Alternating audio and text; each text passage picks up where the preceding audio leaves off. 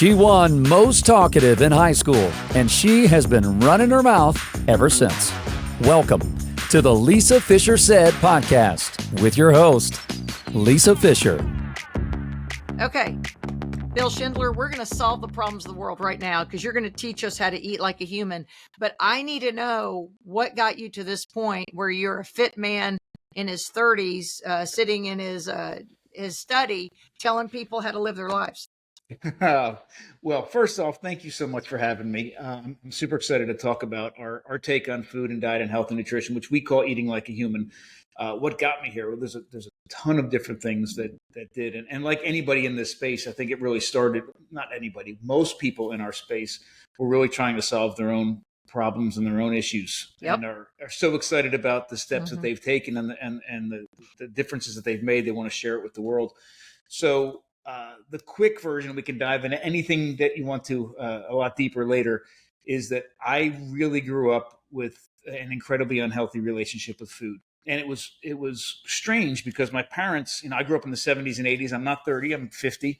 Okay. But thank you. You're well preserved because you eat like a human. That's right.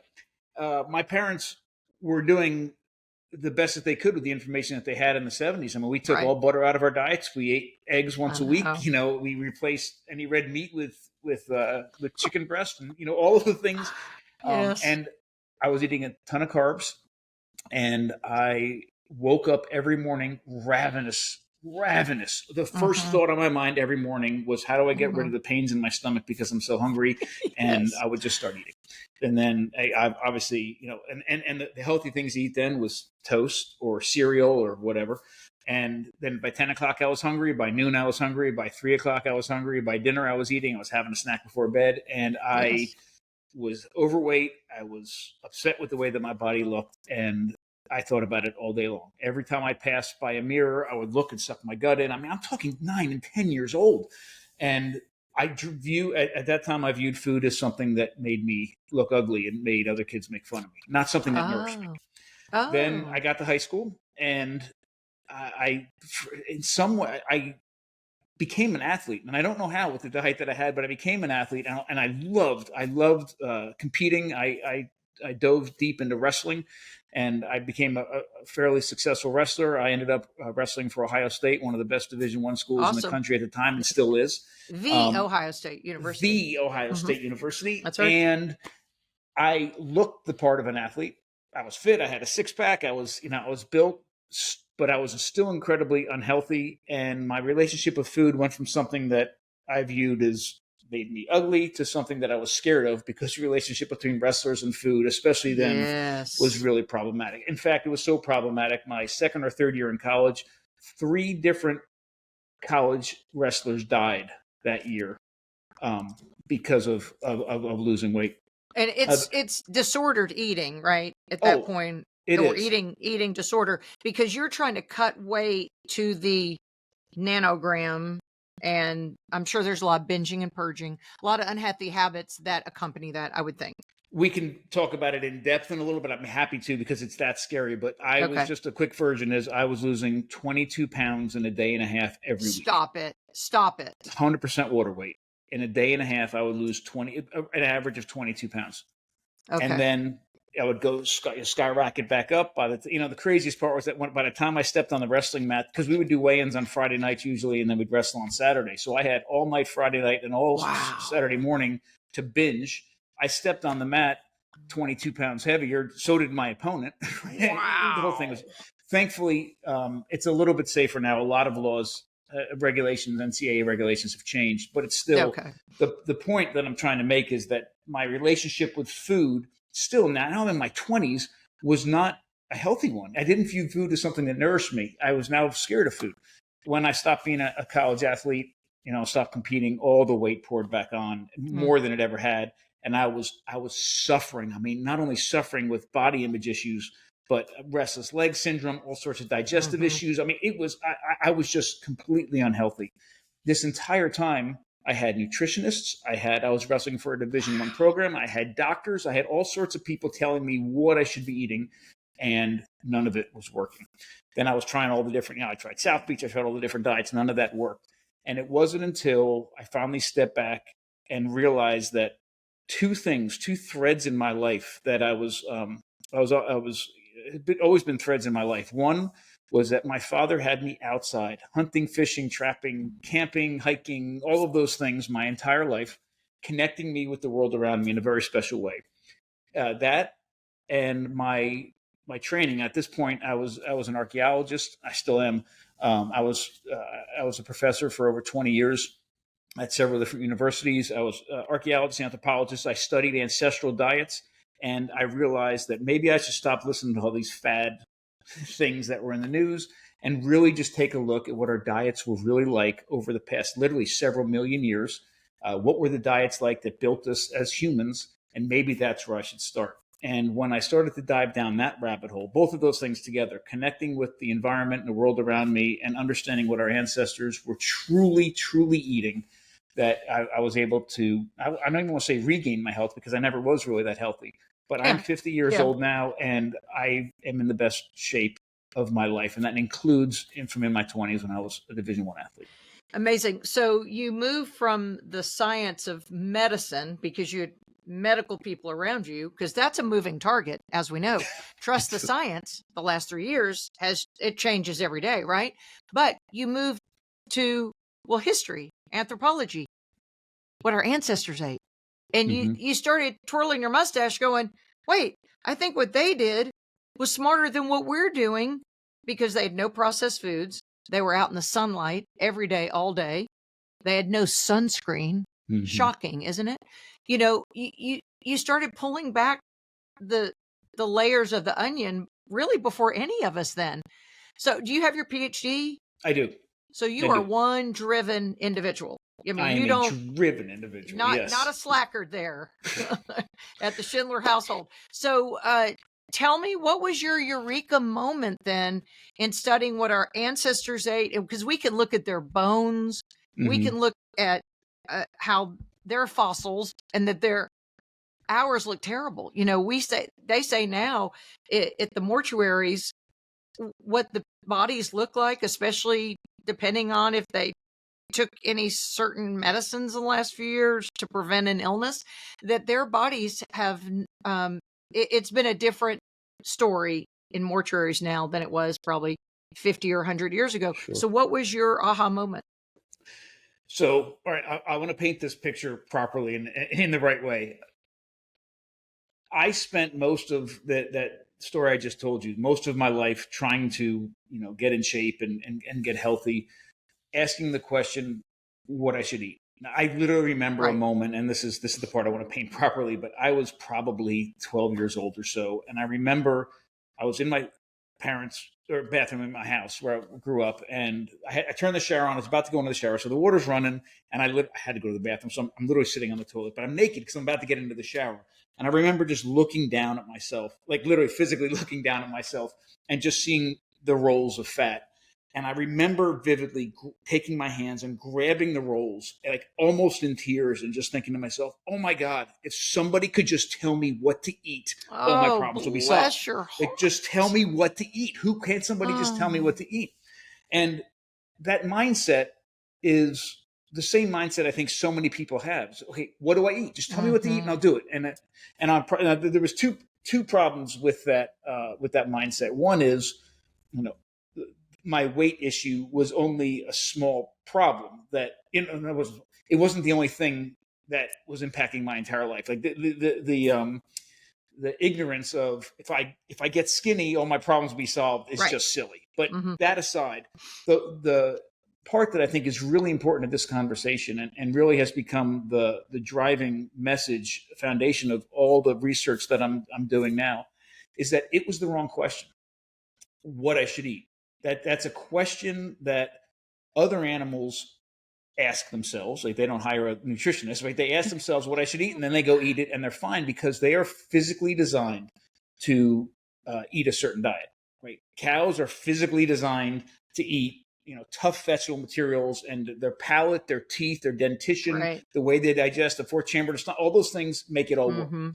And we can say that about just about any animal, except for some of our domesticated animals. But any wild animal, I know a cow's not wild, but any wild animal eats a diet that they're physically designed to safely and efficiently nourish our bodies with. But humans are different. And this is the Eureka moment. Several years ago, I don't know, my kids now, my oldest daughter's 19. So it was about 16, 17 years ago.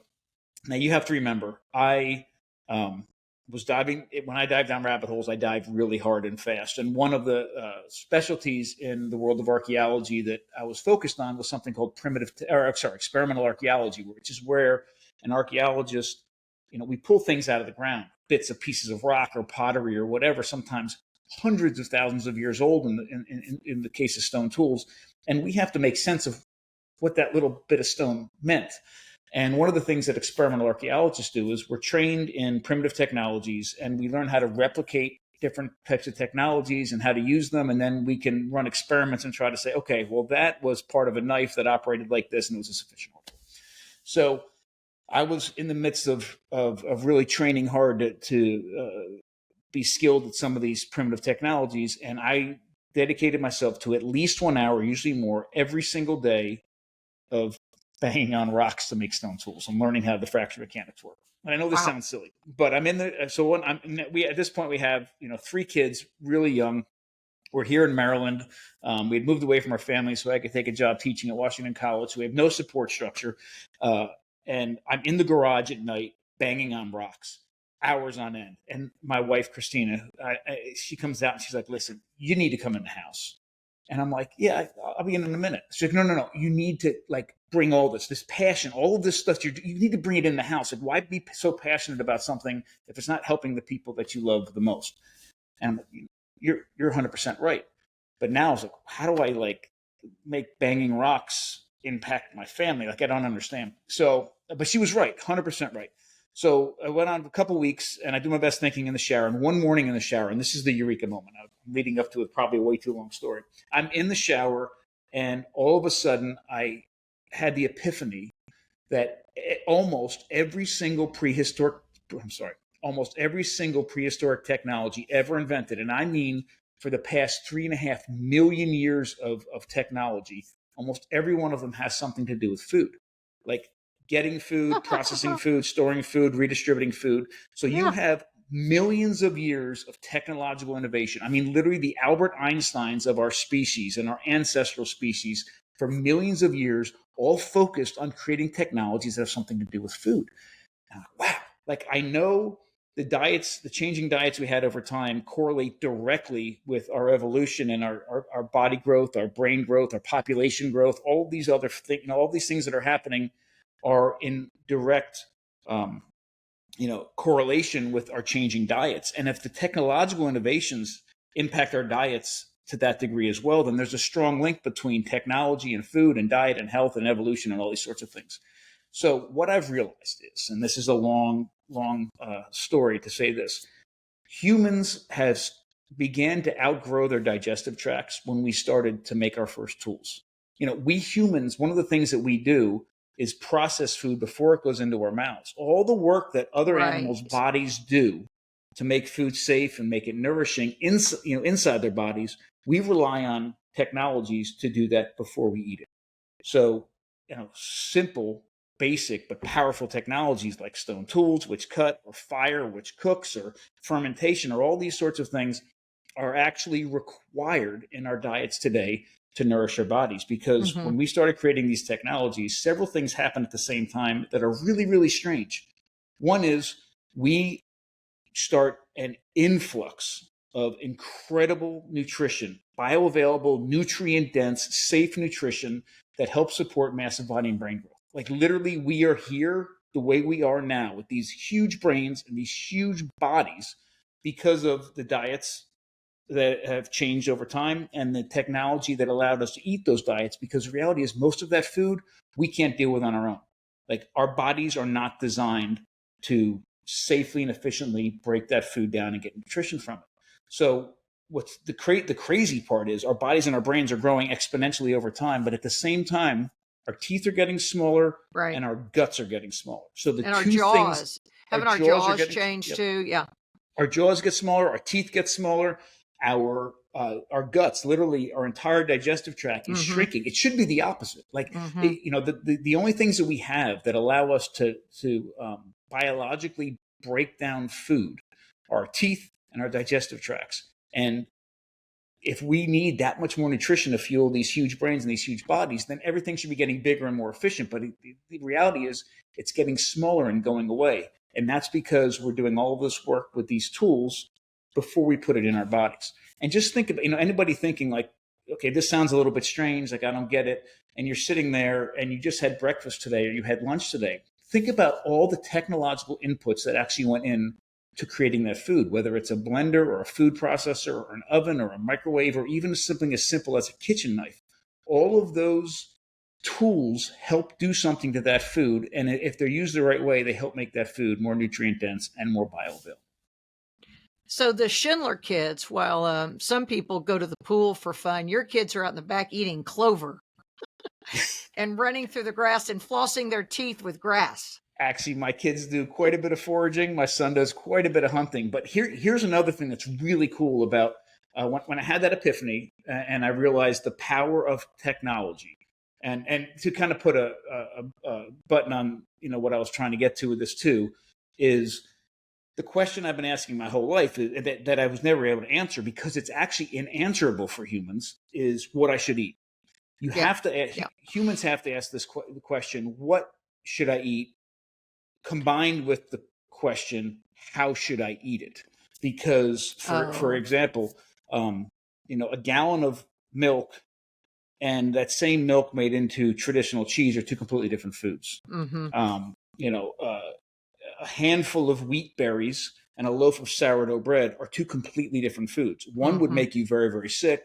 One, you could argue, could potentially nourish you, right? Yeah. So all these things you have to have, both of these things combined, especially when it comes to, the plant world.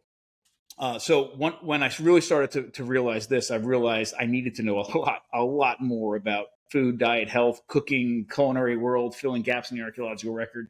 So we started doing a ton of my family and I, a ton of ethnographic work. And we started traveling around the world, living and working with indigenous and traditional groups and families and learning how they employ technologies to make food as safe and nourishing as it can be.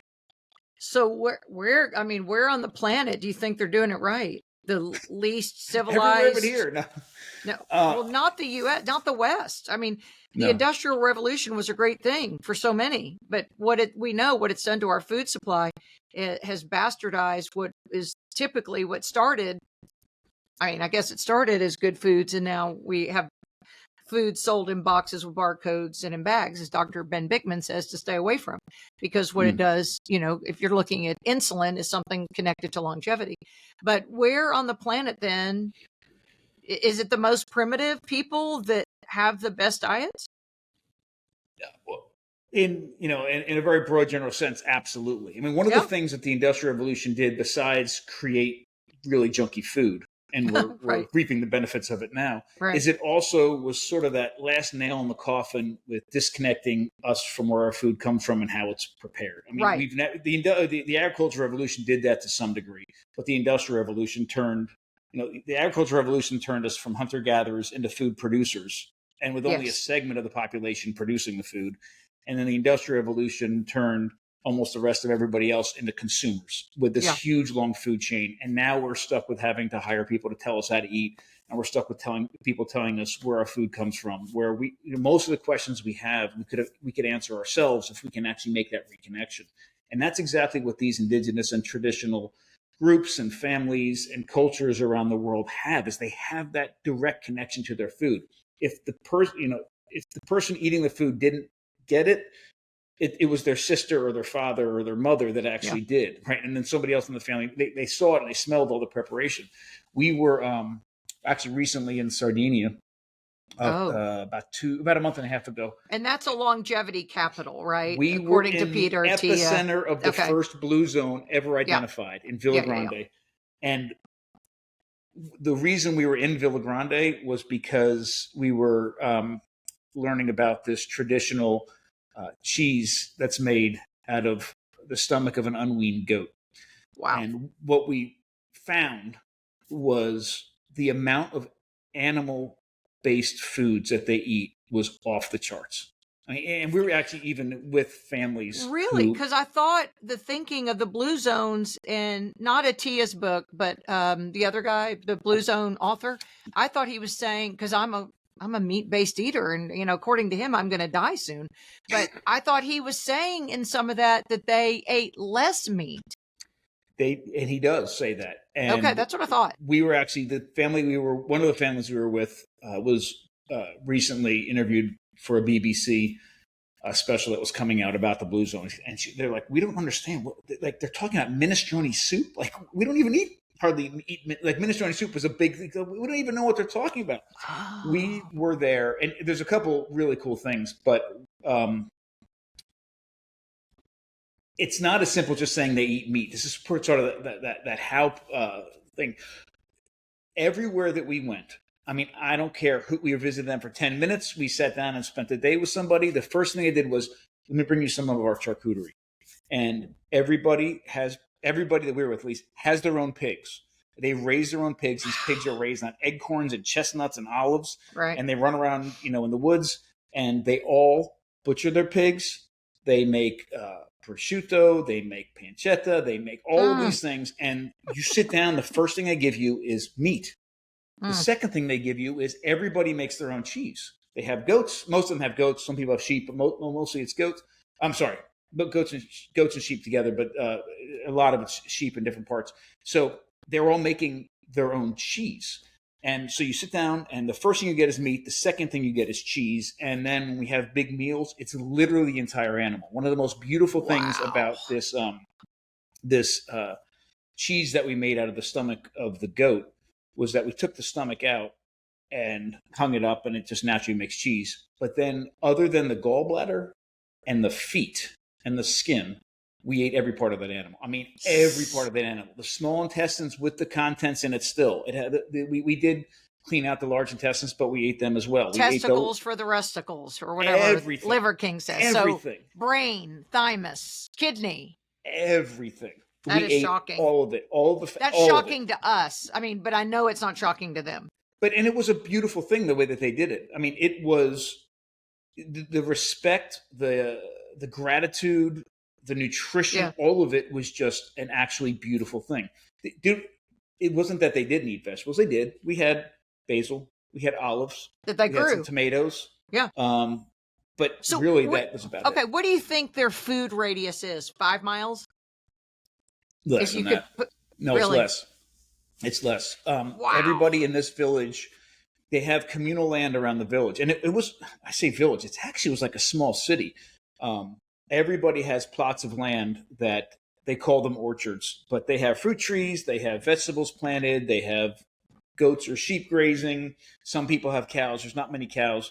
And that's what they do. I mean, we ate so many meals with people that 99 to 100% of the food on the table, they grew and raised themselves. I mean, all of it, other than maybe salt, like literally all of it. They made the wine. Even the wine there was made of a special grape that's supposed to be better for you or whatever.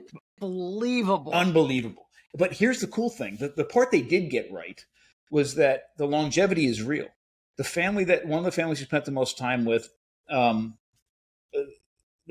man of the household, his father is 93 and like hikes up and down the mountain every single day. The next door neighbor is 103 years old and lives on the second floor of a house completely by himself, walks up and down the steps by himself. I mean, it is unbelievable. But it isn't just the food, which is also really cool. They walk all the time. I mean, they're always walking. We showed up, by the time we got there, the roads in Sardinia are like this. And by the time we finally arrived to the people we're staying with, we were exhausted. Like, I was ready to take a nap. And we get out of the car and they're like, okay, let's go for a walk. No, I want to sit down. No. And so we went for a walk for like 2 hours. Every day they're always walking.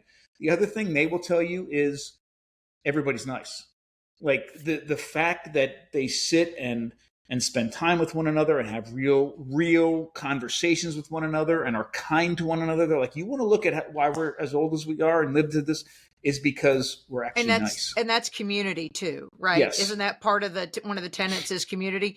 Now, do they, because, parts of Europe, you go to Europe, I mean, they are smoking like freight trains. Are they tobacco users in Sardinia? It's probably local. That's a great they question. Grew it a block from their house. We didn't see much tobacco use other than in the major cities. But we didn't see much at all. We didn't see much. And then, so longevity, long marriages, are they the husband of one wife and not a bunch of, wives throughout the years and step families, which is stressful. Not that there's anything wrong with it, but it's stressful. That's a very, very good question. I didn't, and listen, we were only there for a few weeks, so I don't want to paint a picture that we're the experts on Sardinia, right, but the people that we were with, it didn't seem like everybody was still on their first marriage and living, that's awesome. living. But the other thing that's interesting too is you would imagine if you're in the part of the world that has the oldest people in it, you should see nursing homes everywhere, but you don't. There's none. And a lot of that is because people either they can stay up by themselves, like the 103-year-old man I was talking about, or they're taken in by their family. Right, of course, which and is they're how it also should living be. in the same place. But and the other thing that I think is very important is that we shouldn't. One of the things I like to say is I do a lot of foraging. I do a lot of foraging tours, and we talk about wild plants and stuff. And one of the things I say is when you're thinking about diet, vegetable use in the past or plants in the past, don't imagine that you're walking into the produce section of your grocery store and that's it's nothing like that. Right. It's the same thing here with the last third of your life in these areas. Don't look at what we see in the modern Western world with people that are in their 60s or their 70s or their 80s and have that be the picture of what these elderly people are in a place like Sardinia. Because here people die for the last third of their life. Like they're literally dying. Things are happening and they don't have many of them don't have a quality of life because of the state of their health. These people are living into their 90s and into their hundreds and then keeling over dead, which is exactly the way that I want to go, which is exactly what happens with wild animals. Wild animals live incredible lives, whatever the lifespan is of that animal, and then they keel over dead. That's the way it should be. Right. Well, wild animals, because as you said, domesticated animals now have an obesity rate commensurate to ours. Cancer, heart disease, they got all the same issues that we have. That's right. Dr. Jason Fung always says, if you notice, there are no fat animals in the wild. There are no fat zebra. There are no fat, and it goes, and he goes back to satiety hormones because he says we're hormonally wired to eat and to stop eating, and that you circumvent or corrupt satiety hormones when you have a dog at home when you're feeding in table scraps and his kibble. And same thing with your kids and with ourselves, right? So that's all out of balance. So the people in Sardinia clearly, plus the sunlight, if we know that sunlight is so nourishing, it's vital for our existence. And they're not stuck in offices, in front of screens all day. I mean, there are just so many different benefits. So if we do start talking about then looking at our eating as we should not replicate what's in a grocery store because I'm in Arkansas. We don't grow kiwi on this continent. I shouldn't be eating kiwi. I mean, can you sum it up that simply? I mean, is that oversimplifying it? Yeah, there's a couple things I think are important for us to realize. And I don't want to paint a kumbaya sort of tree hugging picture of the past, this romantic, that everything was amazing all the time. And 3 million years it was amazing. And then all of a sudden everything went to hell. I don't want to paint that picture because there were problems in the past. People starved. People were malnourished. People died. Right. People were murdered. I mean, there was a lot of things that happened in the past too. But what I'm confident of is the general trend in our diet over the past million years and the technologies that our ancestors created to do something to that food before we ate it was focused on creating 3 things in our food system: safety, nutrient density, and bioavailability. Now, did everybody do that? No. But the people that did right? The groups that did and did it really, really well are the ones that had really healthy babies, that also had really healthy babies, and they grew and their groups grew stronger and they had larger populations. And they're the ones that are actually left to tell the story and pass that information on. And the other ones that didn't, right? It wasn't always intentional, but the ones that did it really well, did it really well. And their bodies changed and actually created us as modern day Homo sapiens. So that's, I think, a really important thing for us to understand. So safety, nutrient density, and bioavailability in our food. We can get that in two different ways.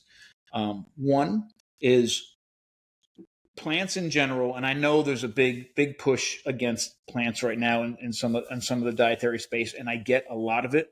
I have really good friends that eat absolutely zero plants whatsoever, and I eat a very animal based diet myself, but I do include plants selectively that are processed the right way.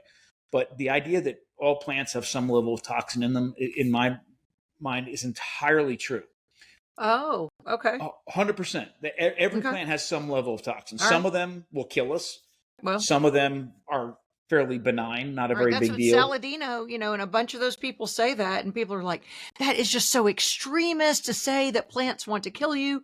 But he stands by his statement. Well, and my Anthony Shafee is a very good friend of mine Right. as well, and he says the same thing. I know. But I think a little bit of that message can be restated to land a little bit better with people.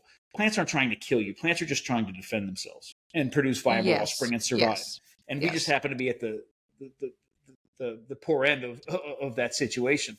The problem is there's a whole lot of plants that either, even if they have nutrition, they don't give that nutrition up easily. So we can eat them thinking we're going to get all that nutrition, but it actually passes right through us, or a lot of it does, or our bodies have to work extra hard to get at it. And they have issues, toxins, anti-nutrients, phytates, that sort of thing that can cause problems over time. So Right. I do think most of us are not going to eat a mushroom that kills us tomorrow. And most of us are not going to eat. And if we did, nobody else around us would eat that mushroom, right? And we don't have to worry about some plants but it's the ones in the middle that we really have to be nervous about and take control over. So we can get nutrition in one of two ways. One is we can take those plants and let animals who are perfectly designed to consume those plants turn those plants into incredibly easy to digest, bioavailable fat, meat, blood, milk, organs, whatever. Yeah.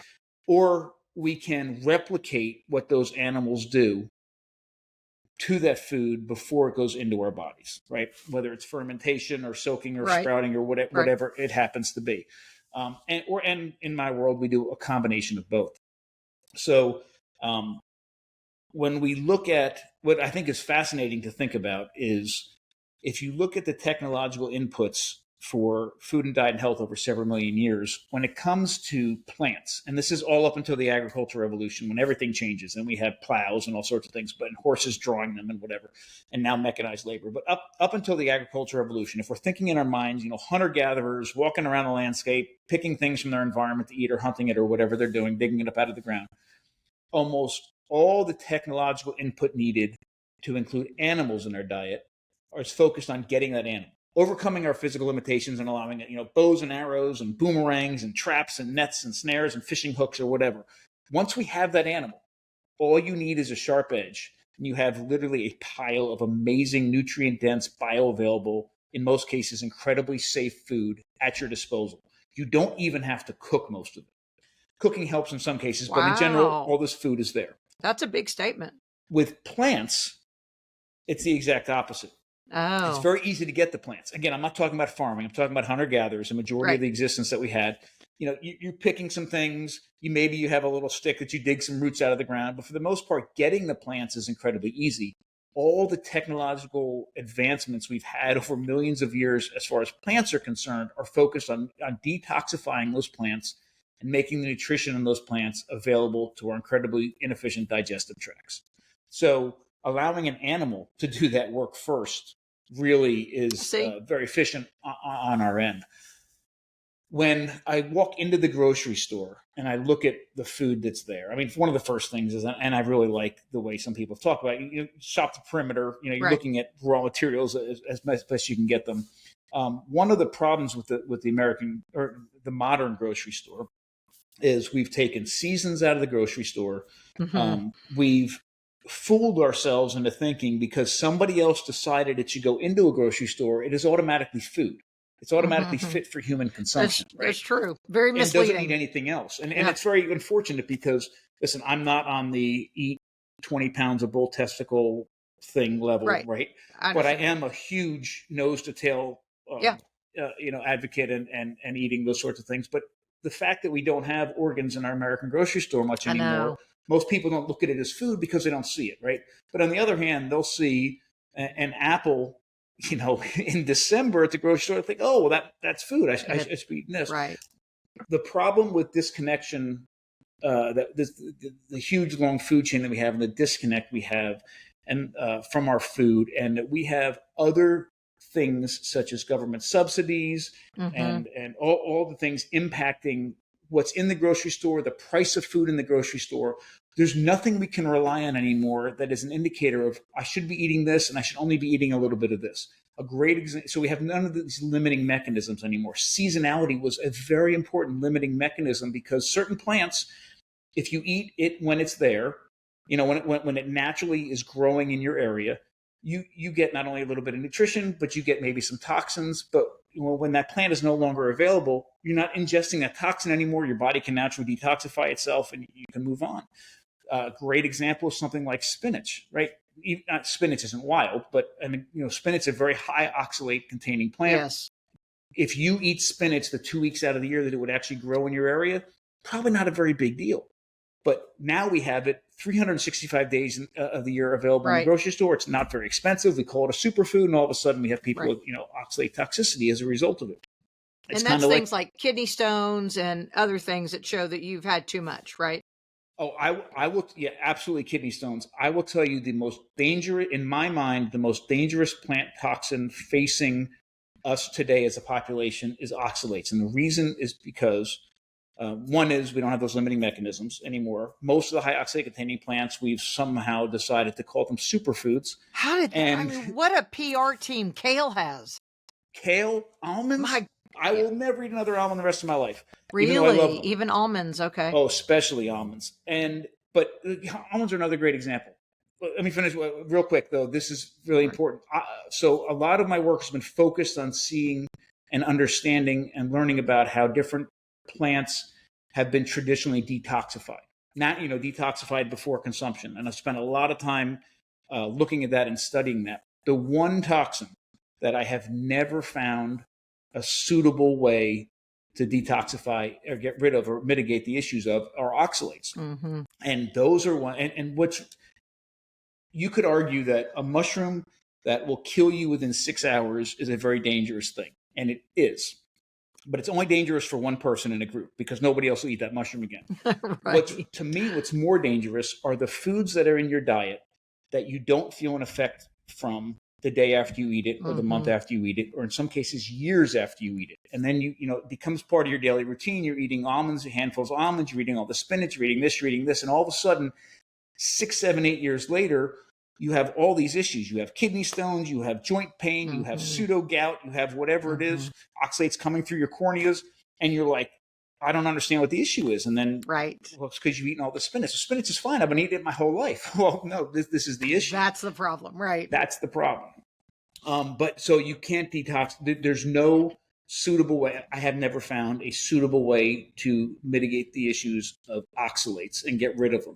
Fermentation is a great. Give me your list of things Bill Schindler and his family will not eat. And I know it's bio-individuality too at this point. So you're not making a blanket statement, but you're saying as for me and my house, don't bring an almond over and don't bring spinach or kale. What else? Now, do understand I've had major issues with oxalates myself. And I will point people to Sally Norton, who is my go-to expert in oxalates. And she wrote a great book called Toxic Superfoods. It came out just about a year ago. Fantastic book, great website. She's amazing. She actually, a 5-minute conversation with her maybe 6 years ago or so completely changed my life. Oh, wow. So she's the go-to. But for me, Yeah. I will never eat another almond the rest of my life. I never drank it before anyhow, but I will never drink almond milk. Okay. I will never eat almond flour. So the almonds are huge. Okay. Pine nuts are almost just as bad. Sesame seeds and poppy seeds are off the charts. And I know you're like, oh, well, you only have a little bit. We make in our restaurant, we make everything bagels, everything sourdough bagels. And we had to come up with our own spice blend for it to get poppy seeds and sesame seeds out of it, when I realized that in everything bagel gets almost more than a tablespoon worth of these things on the top. Tahini is nothing but sesame seeds. But I have some fixes, don't worry. So sesame seeds, poppy seeds are really high as far as seeds are concerned. As far as nuts are concerned, almonds and pine nuts are two of the highest. As far as vegetables go, spinach is off the charts. Unfortunately, and I hate to say this one because I love them, beets are off the charts. And that's not only beetroot, but also beet greens. Those are kind of the big ones.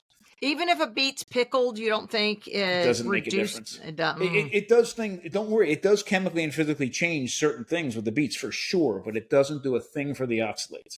Okay.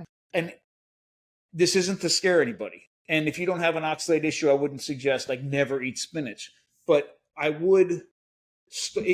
Here's the quick version of this. So oxalates, if you look under a microscope, they look like little tiny shards of glass. Mm-hmm. And when you take them in, when you ingest them, your body can deal with a certain amount every day and get rid of it. And it's not very much. I think a spinach salad, an average size spinach salad, has 3 times the amount your body can actually deal with in a given day.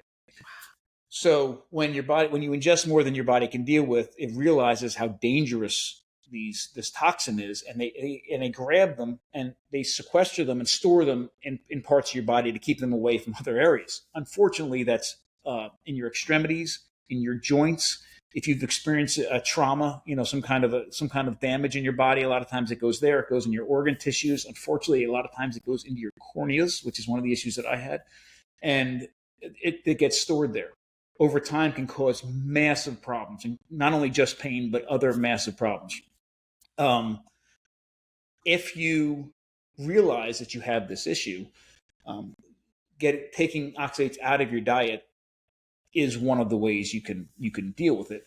But one of the problems, if you're at a level of high oxalate toxicity and you just cold turkey go no oxalates at all, you feel amazing for 2 weeks. And then when your body realizes that you're not taking in these oxalates anymore, it starts dumping the oxalates out of where it's been stored and can be massively painful. So the reason I'm saying all this is because if you experience these issues, things like kidney stones, or if you there's 4 things that cause gout. The only one we talk about in the modern world right now is uric acid. Right. But oxalates are one of those things. It's medically termed pseudo gout, but it has the same exact symptoms. So if you've been diagnosed with gout and they didn't test you for uric acid, or if they tested you for uric acid and it isn't at a level that it should be causing this, then at least put in your minds that maybe it's an oxalate issue. And if it is, the diet they tell you to go on for gout is the exact wrong diet that you should be on. Listen, I'm not trying to sell anybody anything. Just think about what this means. If you remember, you should be living this amazing life and killing over dead, right? You shouldn't be, we've normalized, and there's a reason we've normalized it. We've normalized, we're in our 30s and we start walking up the steps and our knees are creaking, and we're in our 40s and our feet are swollen in the morning. And maybe you have this joint pain here, and also a little bit part of getting old. It's not part of getting old in Sardinia, right? It's part of getting old. And it's normal because it is normal because we're doing something in our diets and our lifestyle that's wrong. And one of those things is ingesting massive amounts of these oxalates. So if you are experiencing some of these symptoms, and typically it happened for me and people I talk to that have some sort of weird pain or weird something, and you go to the doctor and the doctor keeps making you feel like an idiot because they're like, nothing's wrong with you. But you're like, yeah, I feel this every day, doc, but no, nothing's wrong with you. Look at your diet, look at a list of high oxalate containing foods, and start to think about it. For me, it was I ate a handful of almonds every day. I mean, I ate a high oxalate diet anyhow, but almonds were my go-to snack. Oh, they're great. They got protein, they're nuts, they're natural, They got low carbs, handful of nuts. And I started having all these symptoms after a while. And that was the thing that put me over the edge. But I talk about those limiting mechanisms, and just let me give you an example about how silly this is with the almonds, and how just even a little bit of a look to the past, even an uneducated, you don't have to be an archaeologist to understand some of these things, and how to change your perspective on some of these things. When I grew up, when I ate nuts really once a year. It was Christmas. I went to my grandparents' house, and they had a bowl of nuts in the shells with a nutcracker. And I was so excited. They had walnuts, and they had almonds, and they had pecans, and all these things. And I would sit there with a nutcracker for like an hour, and I'd get a handful of nuts. And those nuts were harvested, dried, roasted, shipped. All this work was already done, and I still had to do work to get a handful of nuts. And then shelled nuts were just really expensive in the grocery stores. But now we're at a place where, all these things are limiting mechanisms, right? If you had to go collect those nuts, it would take forever. If you had to shell those nuts, it would take forever. If you had to buy a bag of shelled almonds in 1980, you couldn't afford it. But now you can buy them at Costco and BJ's for $10, and you got this many bag almonds, and everybody's telling you almonds are going to solve all your problems, and you're sitting there eating handfuls of almonds like I did. There's nothing that makes sense about eating handfuls of nuts, because you couldn't have done it in the past. Unless you had 5 people collecting nuts for you and shelling them, you weren't going to eat handfuls. You'd be nuts to eat that much nuts, is what you're saying. Absolutely. Sorry, Absolutely. Low-hanging fruit. Thank you. Okay, now tell me, in your transition then, from chubby Bill to slim fit Bill, what was the magic? It wasn't just oxalates that you removed. No, and actually the oxalates came way after. After self-discovery, more self-discovery, right? After more self-discovery. It was kind of the last things that were hanging on. I had these weird pains and these weird things that were happening that I finally figured that out. Couple things that became very important. One is I wasn't afraid of fat. I wasn't afraid of high quality, amazing fat anymore. Right. And I ditched all the industrial nut and seed oils, and I focused on lard, butter, tallow, that sort of thing. Yes. So that was a huge one. I also started to take a good look at how many carbohydrates were really in my diet, and if they should really be there. And I knocked out most of those. Now, I did a podcast with Paul Saladino, and he asked me because we have. Let me back up. I know I'm all over the place, but let me back up because this is an important piece. So when I really just started to get a handle on my own health and diet through looking through an archaeological lens, it became the standard for our whole family. Like, changed the way our whole family ate, and that was fantastic. Now the kids are a little bit older, and now my wife and I, our whole family, really wanted to share all this with as many people as possible. So I wrote the book, Eat Like a Human, but on top of that, we have a nonprofit called the Eastern Shore Food Lab, which is where we still conduct all sorts of ethnographic and archaeological research, but most importantly, we do a lot of teaching, a lot of classes to empower people to cook like this at home. But we also have a restaurant called the Modern Stone Age Kitchen, where we actually put it all into practice. The Flintstones. It's like the Flintstone kitchen. It is the Flintstone kitchen. And I will tell you, it has really been amazing. In fact, past 2 weeks, we're doing renovations and we're expanding. I mean, it is awesome. Awesome. But the reason I'm bringing that up is because part of it is a sourdough bakery. We have a sourdough bakery. We don't eat that many grains ourselves. And people like Paul Saladino call me. I'm like, why do you have sourdough bread? Like, what are you doing with bread? Like, tell me about bread. And this is our take on it. I do believe that a very low carb, high animal based diet with a little bit of plants that are selectively selected and processed properly is the most nutrient dense, bioavailable, and safest diets for humans possible, period, from a biological and nutritional perspective. We also realize, and remember, this is coming through the lens of somebody who had a lifelong struggle with food, diet, and health, who is trying to raise a family as healthy as it can be, and now trying to feed a community on these foods. We realize that everybody's not going to do that, even if that is the gold standard. There are so many other things in the world of food, the relationship that humans have with food, that are equally as nourishing, or at least important to keep in mind when we talk about nourishment for humans. Because when we eat food, the way we eat food, the way we're nourished, our relationship with food is couched and embroiled in and all wrapped up in politics and religion and tradition and socioeconomics and all these other things and that are government important. funding, and we have to meet all those expectations in order to be a truly nourished person. And we're all at different places in our journeys as well too. So the reason we have a sourdough bakery is not to say, hey, you need to eat sourdough bread. It's to say, hey, if you're going to eat bread, right, this is the safest, most nourishing form of bread that you should be eating or feeding your children with. Because of the fermentation process. The true, real, real bacterial smell. Fermentation. It has a smell to it. It's not what you buy at the grocery store. It's bitter almost. If you like sourdough, you smell it and go, that's the real thing.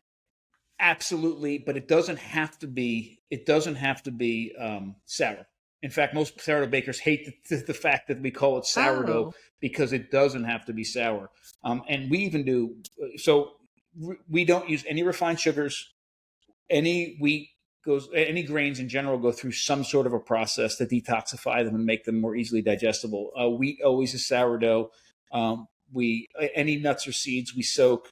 We don't use any industrial nut or seed oils. I mean, the list goes on and on. But as far as sourdough goes, even we do pastries. We do croissants, 100% wild, long fermented sourdough croissants that are not sour whatsoever. It's so long since I've had gluten that I don't know if I'm going to. I may have to breathe into a paper bag. Do you ship to other states? We do ship. We're boosting our shipping, but the dangerous thing with sourdough for people to really listen. We have a lot of customers that have a gluten sensitivity that do absolutely fine on our bread. And I'm going to say something that's very controversial, and people are going to attack me on this. As if you haven't already, but go ahead. We have 2 customers that claim to be celiac that do fine on our bread. Wow. Now, it's not across the board because we have people that are celiac that can't do our bread. Right. But I have found just a few. There are some studies that are coming out now that suggest that real traditional wild long fermented sourdough bread made properly, some people that are celiac can deal with. Now, I don't know the specifics of it, but I will say that one of the issues in the sourdough world, and again, I hardly eat any grains at all, and I hardly eat any bread, even though we make a lot of it. I do believe in it as a food that is the safest and most nourishing version possible of the category of bread. Yes. But the problem with sourdough is there is no regulation anywhere in this country that says you have to meet these requirements to call it sourdough. Almost everything in the grocery store that says sourdough on it is not actually sourdough. Right. It hasn't been through it. You either should make it yourself. That's it. Right. It just has some vinegar. Yeah, they add something sour to give you a flavor that you're expecting as a consumer, but it hasn't gone through the real fermentation process that is required to actually make it sourdough, that actually makes it safer and more digestible. Okay, we have to drop the mic here because we're going to have a part 2 and a part 3. I mean, because clearly in eating like a human, I have an idea of what you do and what you don't do, but everyone else can go to your website, can buy the book, can move to Maryland to eat at the bakery and be a student of yours. I don't think that's asking too much of my listeners. Actually, listen, I will tell you, everybody, we have, we're located on the eastern shore of Maryland, which is in a really beautiful, we're in Chestertown, in a beautiful, old, historic, rural area. Wow. But we're not that far. We're only a little over an hour from Philadelphia, an hour from Washington, D.C., a couple hours from New York. So it's very easy to get to us. And we have people that come from all over. And please come, stay the weekend. It's great. We do internships. If anybody's interested, we are always hiring as we're expanding as well. But please stop by and see us. We have, if you want truly the most nourishing versions of the food your family eats all the time, and that's our goal. Our goal is to replace the foods that people eat every day with the most nourishing versions possible. Come and see us at the Modern Sunday's Kitchen. So dandelion soup on the house today. I'm trying to think of the things you're foraging for that I might get here. Those little berries we get sometimes that I don't know if they're poisonous or not, but I guess you'll figure that out. Bill, you are a tremendous guest. No wonder you got your PhD. You're a bulldog and everything. I mean, you don't go down. You're going to fight and fight and fight. What was your total weight loss? Because I saw pictures of you when you were chubby, Bill, and you're spit Bill now. 60 pounds probably. It's a lot of weight. Yeah. And it's a lot of head weight too. You know, it's a transformation. Absolutely. And from a mental perspective, seeing the weight come off is fantastic. But and it's hard to see. It doesn't come through on a camera. The way that I feel, the way that I sleep, the way that I feel, get up in the morning. I mean, you can't put a price tag on that. Totally agree. Bill Schindler, you're. Thanks for listening to the Lisa Fischer Said podcast. Be sure to hit subscribe and download all the episodes and leave a review, won't you? The Lisa Fischer Said podcast is produced by ClantonCreative.com.